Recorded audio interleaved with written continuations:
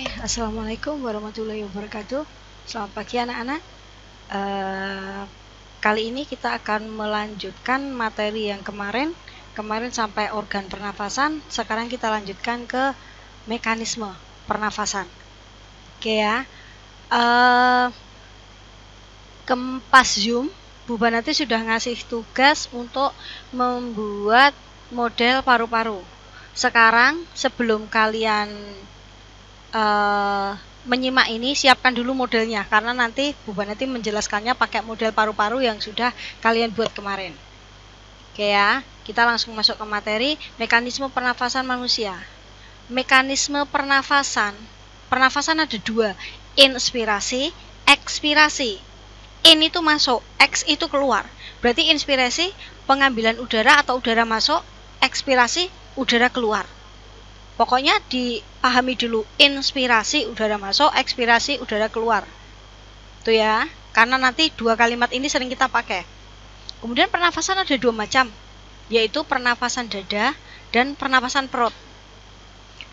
Apa bedanya pernapasan dada dengan pernapasan perut? Otot yang dipakai untuk kontraksi. Kalau dada yang dipakai kontraksi adalah tulang rusuk, kalau perut yang dipakai kontraksi adalah diafragma. Diafragma itu apa kemarin? Sekat antara rongga dada dengan rongga perut. Tuh ya. Oke. Sekarang perhatikan gambar. Mekanisme pernapasan dada. Mekanisme pernapasan dada tadi yang dipakai adalah otot rongga dada. Jadi, tulang rusuk akan terangkat, volume rongga dada membesar, udara masuk. Ekspirasi kebalikannya. Tulang rusuk akan turun, rongga dada mengecil, udara keluar. Sekarang kita lihat mekanismenya. Ini pernapasan perut, tadi tinggal ganti diafragma ya, ini diafragmanya.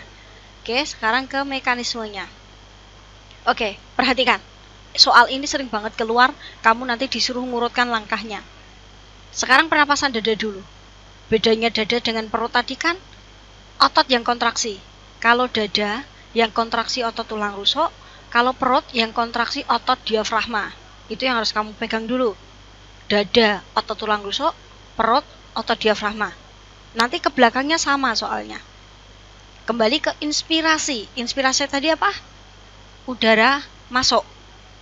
Prosesnya, otot tulang rusuk kontraksi.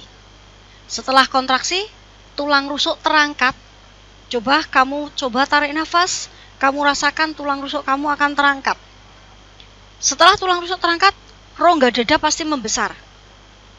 Tekanan turun. Tekanan berlawanan dengan volume rongga dada tadi. Kalau volume rongga dada yang membesar, tekanan turun, udara masuk. Oke, tak ulang. Ambil nafas, kemudian kamu rasakan tulang rusuk kamu naik.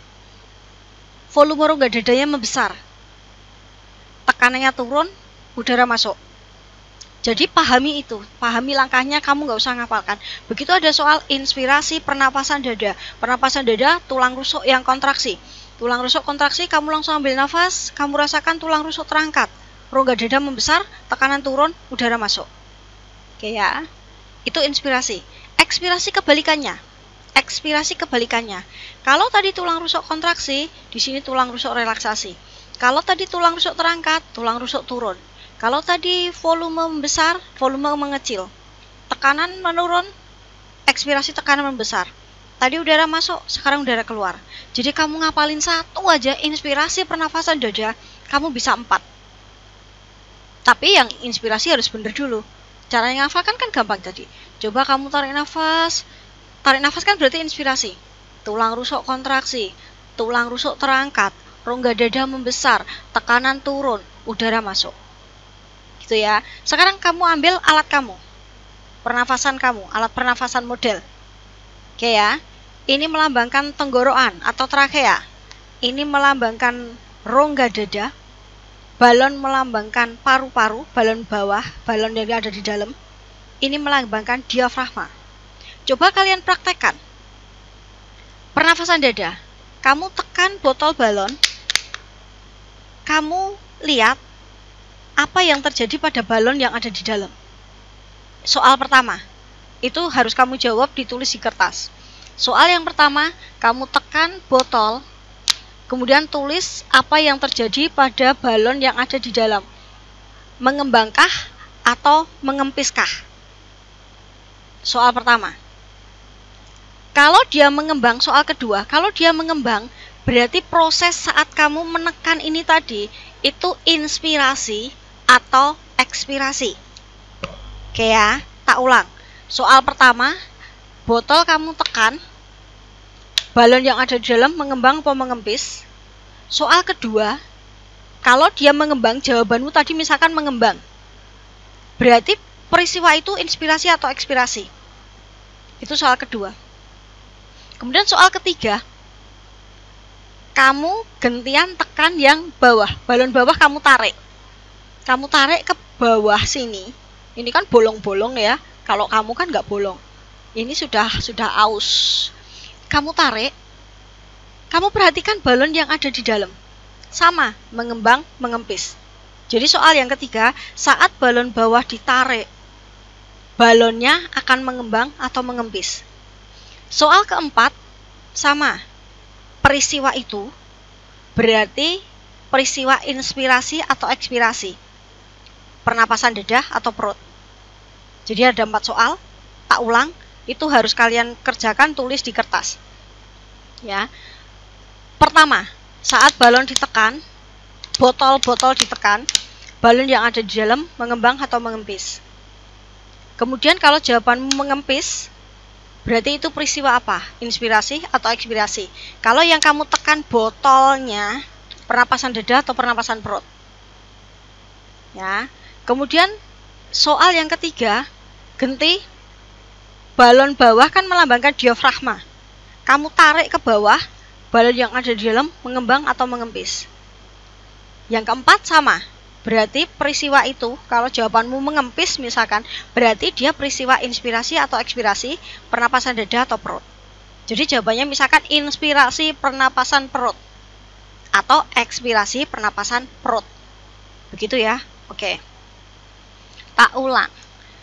Inspirasi pernapasan dada, tarik nafas, tulang rusuk kamu akan terangkat, rongga dada membesar, volume naik, tekanan turun, udara masuk. Ekspirasi kebalikan. Kalau pernapasan perut, kamu tinggal ganti otot tulang rusuk dengan otot diafragma.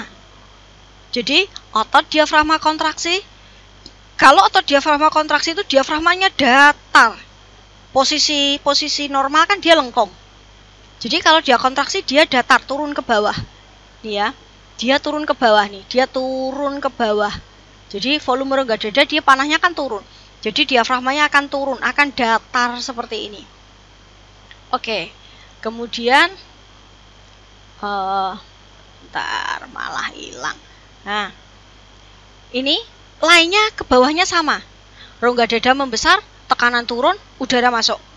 Ekspirasi, kalau tadi kontraksi, berarti dia relaksasi. Diafragmanya kembali normal, posisi melengkung. Rongga dada mengecil, tekanan membesar, udara keluar. Kalimat setelahnya sama dengan pernapasan dada. Jadi yang membedakan hanya diafragma, kontraksi, diafragma datar, kalimat bawahnya sama. Untuk ekspirasi, diafragma relaksasi, diafragma melengkung, kalimat bawahnya sama dengan pernapasan dada. Jadi kamu ngapalkan 1 inspirasi pernapasan dada, kamu dapat 4. Oke ya. Sekarang perhatikan. Volume udara pernafasan. Di sana ada volume tidal. Volume cadangan inspirasi, volume cadangan ekspirasi, volume sisa atau residu. Kemudian jika 3 ini dijumlahkan adalah kapasitas vital. Jika semua dijumlahkan 4-4-nya adalah kapasitas total. Diingat-ingat. Ya, udara tidal. Udara tidal itu kalau gambar yang sini, lihat volume tidal, udara tidal. Di sini dari angka 2500 ke 3000. Berarti volumenya 500 kan? 500 cc. Udara tidal itu adalah udara pernapasan biasa. Udara pernapasan biasa. Kemudian kalau volume cadangan inspirasi, inspirasi tadi apa? Udara masuk. Berarti udara yang maksimal bisa kita hirup sekuat-kuatnya. Itu namanya volume cadangan inspirasi. Kalau kamu bernafas biasa seperti ini namanya volume tidal 500 mili atau 0,5 liter. Itu bernafas biasa. Kalau kamu tarik nafas panjang, pada saat kamu olahraga kan kadang tarik nafas panjang, kuwi jenenge volume cadangan inspirasi atau volume komplementer. Udara maksimal yang mampu kita hirup. Ya. Kemudian cadangan ekspirasi. Ekspirasi tadi udara keluar. Berarti udara yang mampu kita hembuskan sekuat-kuatnya. Jadi kalau kita bernafas biasa kan gini, menghembus 500 kan. Kalau kita tarik nafas panjang, berarti inspirasi cadangan maksimal yang mampu kita hirup. Kemudian kita hembuskan sekuat-kuatnya, berarti volume cadangan ekspirasi atau suplementer, udara suplementer. Jika ketiga volume ini ditambahkan, namanya kapasitas vital, udara maksimal yang mampu keluar masuk. Jumlahnya berapa? 1000 nang 4,5, berarti 3,5. 3,5 ya. Jangan ngapalkan angka yang ada di sini. Nanti kalau ada soal lihat grafik, lihat angka yang ada di sini. Ya, karena yang angka tergantung yang membuat soal. Kapasitas vital, ini kan ada panah dari sini ke sini. Kamu tinggal tarik aja. Oh, ini angkanya 1000, ini angkanya 4,5. Oh, berarti 3,5. Kalau keempat-empatnya ini kita jumlah dengan volume sisa. Volume sisa itu apa? Udara yang masih ada di paru-paru setelah kita menghembuskan nafas sekuat-kuatnya. Jadi di paru-paru masih ada udara sisa 1000 atau 1 liter. Itu namanya jika semuanya dijumlahkan adalah kapasitas total atau volume total. Dari angka 0 ke 4,5 berarti 4,5. Angka ini masing-masing orang berbeda. Jadi jangan ngapalkan angka, lihat grafiknya. Oke, tak ulang. Volume tidal, udara pernafasan biasa, kita bernafas biasa seperti ini 0,5. Volume cadangan inspirasi atau komplementer maksimal mampu kita hirup. Di sini ada 3000 ke 4,5 berarti 1500. Ekspirasi cadangan atau suplementer maksimal bisa kita hembuskan sekuat-kuatnya. 1500, 1000 ke 2,5. Kalau 3 ini kita jumlahkan namanya kapasitas vital, udara yang maksimal bisa keluar masuk, namanya kapasitas vital. Setelah dia kita hembuskan sekuat-kuatnya ada volume sisa. Kemudian di sini ada total. Total itu berarti sisanya masuk. Oke ya. Kemudian ini penjelasannya tadi, cadangan ekspirasi, residu dan sebagainya. Kamu cukup lihat grafik ini aja, nggak usah dihafalin jumlahnya. Oke, gangguan bisa kamu baca sendiri. Gua nanti hanya menjelaskan yang penting. Pada rokok zat beracunnya tuh banyak sekali. Jadi jangan merokok. Karena rokok itu dari sisi manapun itu tidak bagus. Ya. Zat yang bahaya 1, nikotin, dia yang membuat kecanduan. 2, tar yang membuat paru-paru, dia karsinogenik, membuat paru-paru itu kena kanker, memicu kanker. Tar. Ya, dia akan membuat plek-plek pada paru-paru. Kemudian yang ketiga, karbon monoksida atau CO. Bukan CO2 loh ya, kalau CO2 karbon dioksida. Kalau CO, karbon monoksida. Dia bahaya karena dia akan mengganggu pengikatan oksigen dalam tubuh. Dia akan mengikat oksigen. Ya, dia akan mengganggu peredaran oksigen, CO. Sehingga tubuh bisa kekurangan oksigen. Itu 3 zat yang bahaya pada rokok. Oke, kemudian ini yang sering keluar adalah pneumonia. Kemudian ada TBC. Itu sering keluar. Ya, semuanya nanti dipelajari, tapi yang sering keluar itu. Oke ya. Materinya sampai di sini, pernafasan selesai. 1, lihat tugas keterampilan kalian membuat model paru-paru. Kalau kalian menyimak video ini, kalian nanti mudah mengerjakan. Yang kedua, di video ini tadi ada 4 soal yang harus kalian praktekkan dengan model paru-paru yang kamu punya. ditulis di kertas, nanti dikumpulkan juga ya. Oke, pelajaran kali ini sekian, silahkan tugas-tugasnya diselesaikan. Oke ya, assalamualaikum.